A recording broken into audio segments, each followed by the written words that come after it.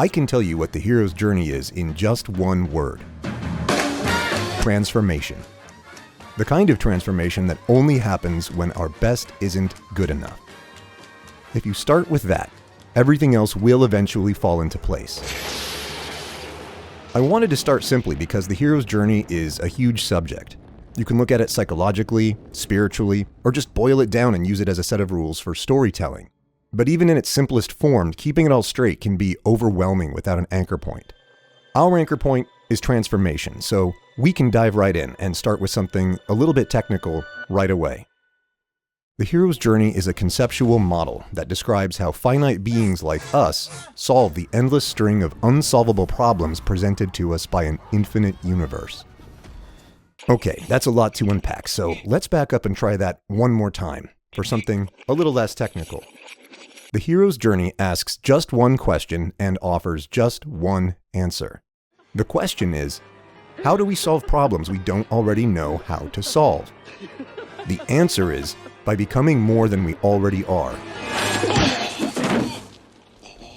And we become more than we already are, not by fighting against the infinite universe, but by aligning ourselves with it. And if you're thinking, that's like using the Force in Star Wars, or bending reality in the Matrix, then you're already off to the races. That's essentially correct. But as you learn more about the hero's journey, you'll find that it isn't just a formula for science fiction and fantasy. This principle of realignment with the universe applies to almost every story, even straightforward, real-world dramas. What are you doing? You can't say French toast. But how exactly does this transformation happen? This is where a pattern for a story starts to emerge. Let's start with the broadest of strokes, the major phases. According to the hero's journey, there are 3. And the number of the counting shall be 3. The first is called departure. The hero is called to some kind of adventure and is drawn away from the safety of his ordinary world. Mr. Thatcher's going to take you on a trip with him tonight. Next comes initiation. The hero is thrust into the unknown, an extraordinary world where he's transformed by a series of tests and lessons. We're gonna need a new plan. Finally, there's a return. The transformed hero comes back from the extraordinary world and applies what he's learned. I hope I can make it across the border. I hope to see my friend and shake his hand. I hope the Pacific is as blue as it has been in my dreams. I hope. This is similar to the basic theory of dramatic structure you might have picked up in school: setup, conflict, and resolution.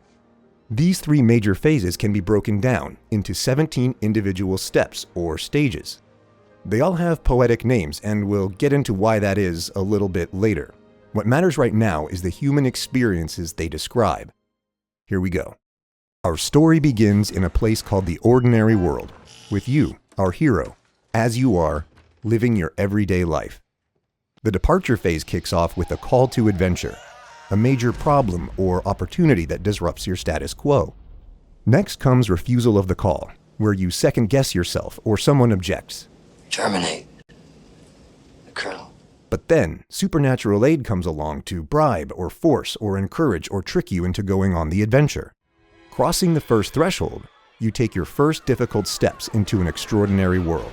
Here, in the belly of the whale, you have to reorient yourself to the rules of this new world. Target. Now follow. Next comes initiation, where you embark on a road of trials, overcoming challenges and obstacles. Next comes a meeting with the goddess, a metaphor for seeing the initial results of your efforts. This turns into woman as the temptress, a complication that you scramble to deal with. But you can't.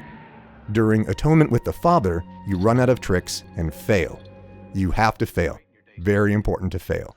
Because this leads to apotheosis. Once you've emptied your old toolbox, there's room for something new to take hold and grow. This new insight finally allows you to acquire the ultimate boon, the real solution to your problem. We got Skynet by the balls now, don't we? Finally, there's the return. This phase starts with the refusal of the return, a complication that goes along with the ultimate boon. Next comes the magic flight, where you confront all the forces that have been thrown out of balance by the adventure. In the end, you'll need a rescue from without. This means you'll have to perform or receive a miracle to survive. Sometimes both. But if you do, you'll eventually make your way home. This crossing the return threshold isn't always easy because you're not the same person you were when you left.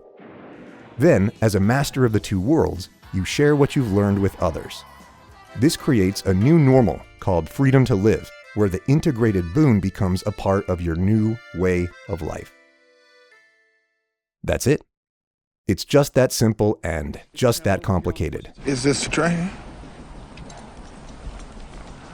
You might be thinking, what's so complicated about that? That seems like a formula I can memorize. And you could. Just like you could memorize an equation like 2 + 2 = 4. But there's a little more to math than its most famous equation, and the same goes for the hero's journey. See, 2 + 2 = 4 is literally true, but it's often used like a motto or a mantra for the entire field of mathematics. If math had a flag, it would say 2 + 2 = 4, but not because math is all about this specific operation or these particular numbers. Yes, it's an actual application of the system in action, but here it's just a symbol for a bottomless conceptual system.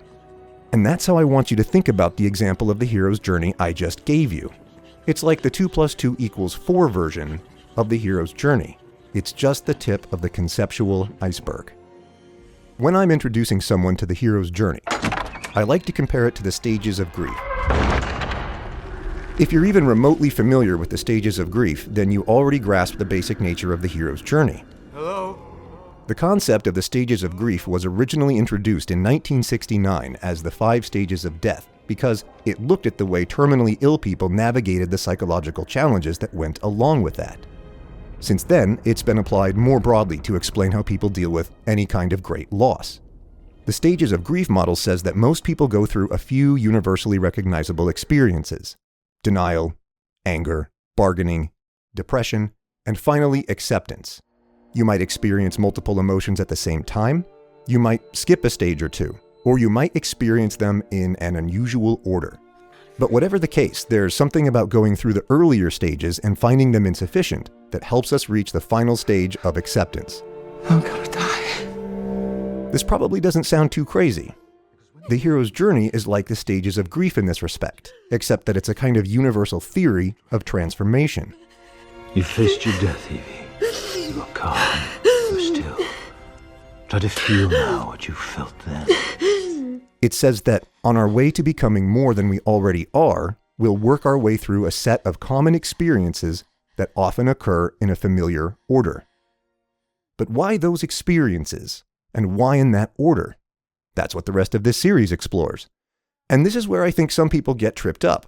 They've looked into the hero's journey and determined that it's nothing more than a step-by-step instruction manual for assembling a story like a piece of IKEA furniture. There's a formula to it. A very simple formula. Or worse than that, it's a manual for one kind of story, where the hero is always a certain kind of person at the start, like a naive young do-gooder, and they always win in the end. Excrement. But the hero's journey starts to reveal itself as the universal toolkit that it actually is when you look at it like a theory of music.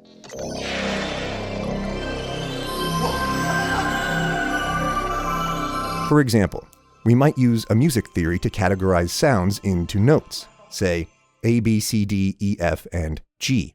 Once we've divided sounds into notes, we find that each note relates to all the other notes in interesting ways. Some groups of notes evoke confidence and optimism.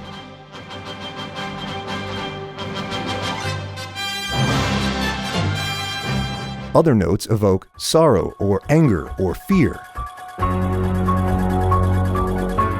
The possibilities are endless. Notes, in turn, are the building blocks of songs, musical stories that leave us feeling a certain way when the song is done.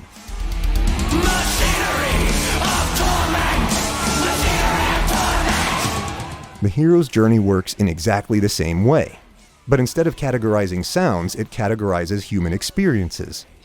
We just give the stages of the hero's journey more poetic labels.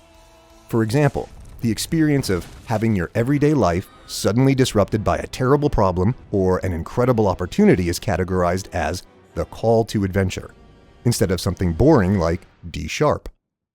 Certain narrative notes usually cluster together, and we notice when they don't. This is how we know there's something correct about these narrative notes. When you leave them out or mix them up, people notice, and you don't have to teach them your theory for them to notice it.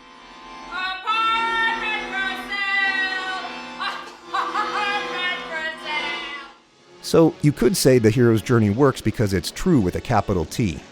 Full disclosure, I think it is. I'm one of those people. But it might be more accurate to say that it's empirically derived.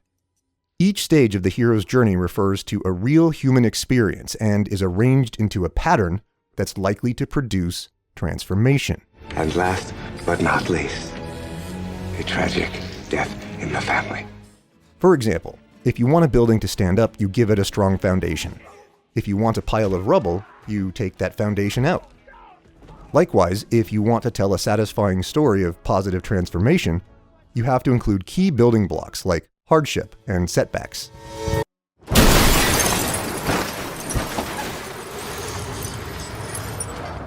If you want to show failure, you have to reverse, rearrange, and remove some of those building blocks.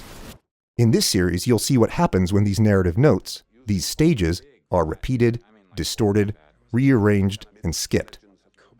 So where did the hero's journey come from? It was popularized by Joseph Campbell, an American scholar best known for his work on comparative mythology, in his 1949 book, The Hero with 1,000 Faces. But he didn't claim to have invented the hero's journey. By studying the world's myths and fairy tales, he was able to extract 17 common elements and arrange them into a default sequence he called the Monomyth, and that's what we now call the hero's journey. Everyone interested in storytelling should read The Hero with 1,000 Faces, but it isn't a manual on storycraft, and it isn't written in plain language. I've read it several times, and I still find it hard to summarize. The book served as a passageway to the evil worlds beyond. That's one of the reasons I wanted to make this series, to provide a plain language introduction to the hero's journey. Just remember, even though I'm using Campbell's model, this is still just my interpretation. Campbell's ideas became even more popular in the 1980s when George Lucas used the Monomyth to craft the Star Wars trilogy. A special effect without a story is a pretty boring thing. Since then, various storycrafters have adapted and updated the hero's journey to suit more specific purposes. In the 90s, Christopher Vogler created a 12-step version that you can find in his book, The Writer's Journey.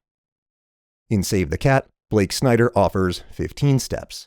In fact, if you enter the hero's journey into most search engines, you're more likely to get Vogler's model than Campbell's model.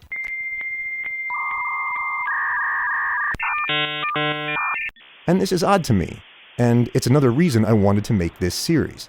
I wanted to revisit and redirect a little more love back to the source. So what follows is a multi-chapter deep dive into Campbell's version of the hero's journey, using examples from modern and classic movies to bring each stage to life. With all that in mind, let's dive in.